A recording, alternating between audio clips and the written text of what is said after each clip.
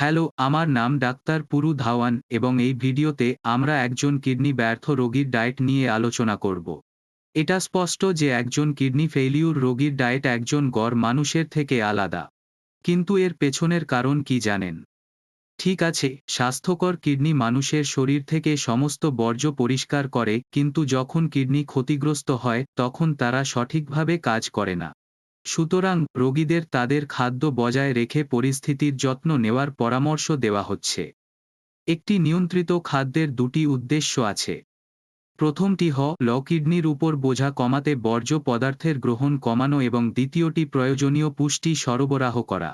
আমাদের শরীরে উৎপাদিত বর্জ্য পদার্থ সঠিক খাবার খাওয়ার মাধ্যমে নিয়ন্ত্রণ করা যায়। কিন্তু যখন কিডনি কাজ করতে ব্যর্থ হয় তখন ক্রিয়েটিনিন এবং ইউরিয়ার মতো বর্জ্য পদার্থ শরীর থেকে বের হয়ে যাওয়ার পরিবর্তে জমা হয়। এখন রোগী খাবারের যত্ন না নিলে ক্রিয়েটিনিন ও ইউরিয়ার মাত্রাও বেড়ে যাওয়ার সম্ভাবনা থাকে। তাই খাদ্য ক্রিয়েটিনিন এবং ইউরিয়া মাত্রা নিয়ন্ত্রণে গুরুত্বপূর্ণ ভূমিকা পালন করে। তো আসুন এই ভিডিওটি দিয়ে শুরু করি এবং দেখি কিভাবে আমরা খাবারের যত্ন নিয়ে ক্রিয়েটিনিন নিয়ন্ত্রণ করতে পারি। আপনি যদি ক্রিয়েটিনিন নিয়ন্ত্রণ করতে চান তবে আপনাকে ক্রিয়েটিনিন কি তা বুঝতে হবে। এটি পেশিতে গঠিত একটি বর্জ্য পদার্থ, যা এক ধরনের প্রোটিনও বটে।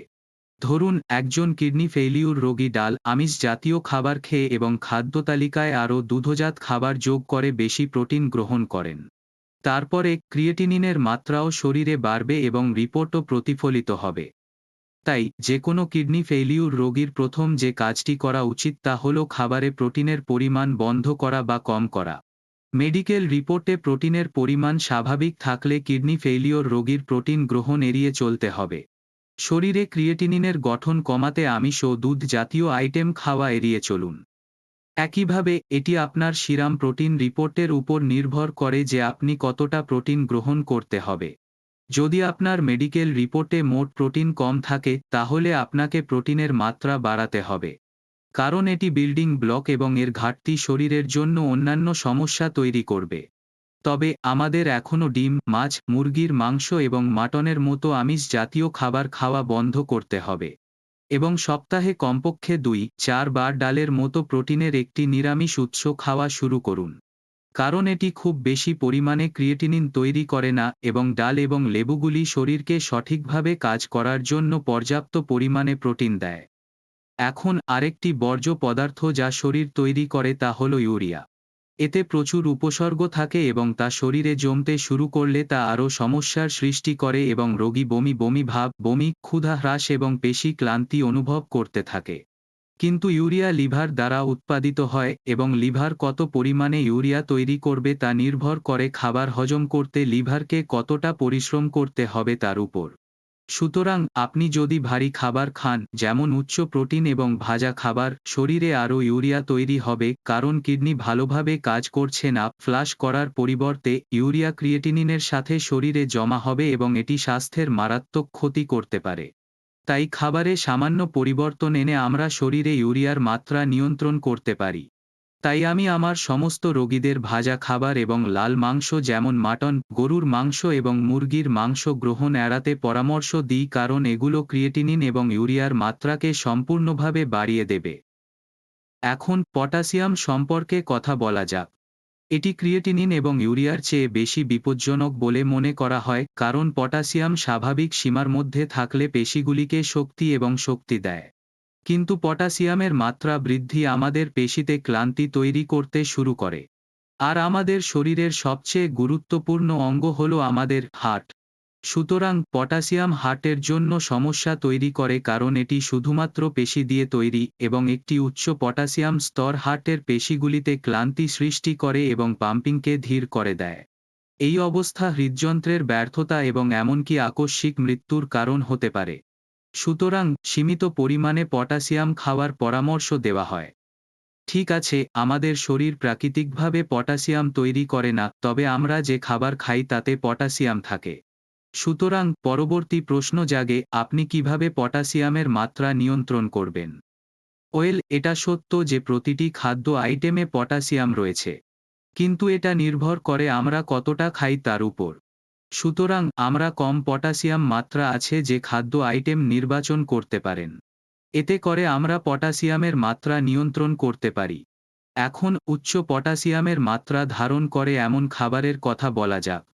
কলা, কিউই, অ্যাভোকাডো, শুকনো ফল, খেজুর, আলু, সবুজ শাক সবজি এবং গুড়ে উচ্চ পটাশিয়াম থাকে।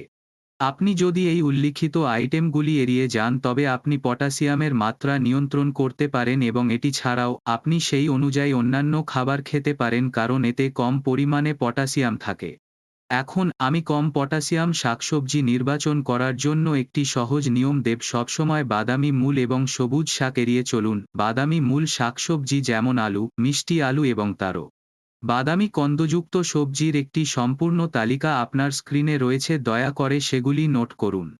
একইভাবে আমাদের পালং শাক, ধনেপাতা এবং পার্সেলে জাতীয় সবুজ শাকসবজি এড়িয়ে চলতে হবে কারণ এতে প্রচুর পরিমাণে পটাশিয়াম রয়েছে।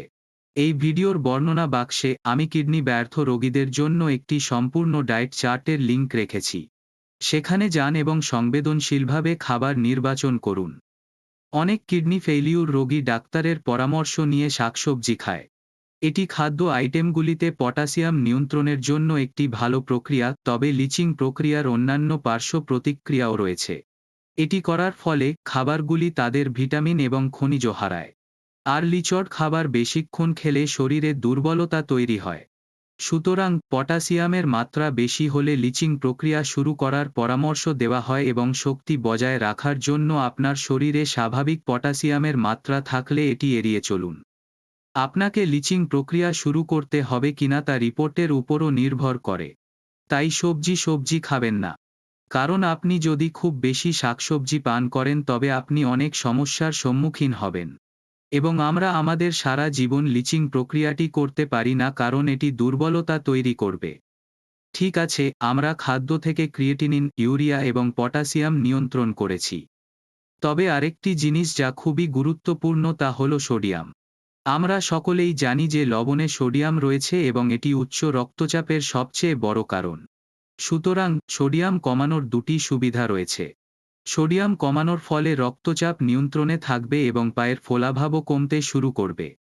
কারণ শরীরে অতিরিক্ত লবণের পরিমাণ তরল জমা হতে সাহায্য করে, যা কিডনি ফেইলিউর রোগীদের জন্য খুবই বিপজ্জনক। তাই সীমিত পরিমাণে লবণ ব্যবহার করাই ভালো কারণ আপনার কিডনি এতে ক্ষতিগ্রস্ত হবে না।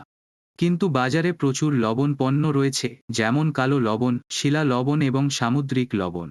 আপনি সাধারণ সমুদ্র বা টেবিল লবণ ব্যবহার করতে পারেন, তবে নিশ্চিত করুন যে প্রতিটি খাবারে লবণের পরিমাণ 1 চিমটি হওয়া উচিত।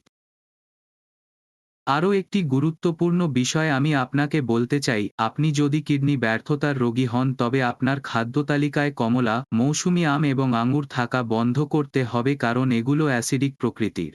একজন কিডনি বিকল রোগীর ক্ষেত্রে ক্রিয়েটিনিনের মাত্রা বেশি থাকে। আর অ্যাসিডিক খাবার খেলে রক্ত অ্যাসিডিক হয়ে ক্ষতিগ্রস্ত কিডনিতে সমস্যা তৈরি করে। সব কিডনি ফেইলিউর রোগীর ক্ষেত্রে আমাদের একটি অবস্থা নিয়ন্ত্রণ করতে হয় যাকে বলা হয় মেটাবলিক অ্যাসিডোসিস।